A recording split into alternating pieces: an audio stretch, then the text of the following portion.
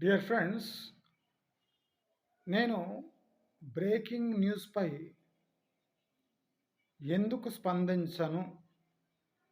అంటే latest news ట్రెండ్స్‌పై నేను నా స్పందన ఎందుకివ్వను?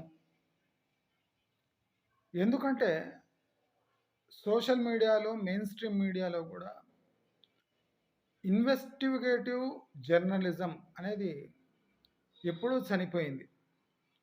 ఇప్పుడంతా స్పెక్యులేటివ్ జర్నలిజం. అంటే అది ఉండి ఉండవచ్చు అనేది ఒక డిబేటు. అది ఉంటే ఎలాగుంటుంది అనేది ఒక డిబేటు. అది కాకపోతే ఇది కావచ్చేమో అనే ఒక డిబేటు. అట్లా ప్రజలను మభ్యపెట్టేలా ఈ బ్రేకింగ్ న్యూస్‌లు ఉంటున్నాయి.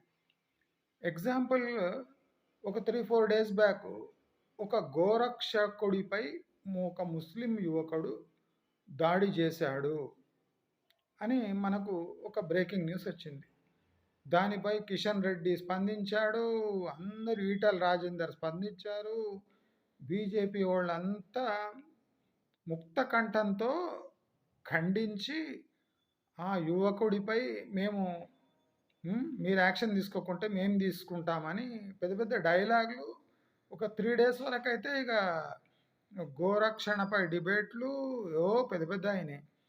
లాస్ట్కి ఏం తెలియందంటే ఆ గోరక్షకుడు ఆ ముస్లిం యువకుడు కలిసి ఈ గోమాత మాంసంలో అంటే గోమాత బిజినెస్లో ఇద్దరు పార్ట్నర్స్.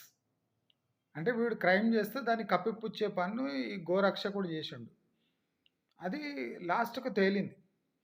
అంటే ఇప్పుడు ఆ న్యూస్ లేనే లేదు చూడండి. ఇప్పుడు బుల్లెట్తోని కాల్పులు జరిగితే అది తీవ్రమైన సమస్య. కానీ మూడో రోజు సమస్య ఆచూకీ లేదు.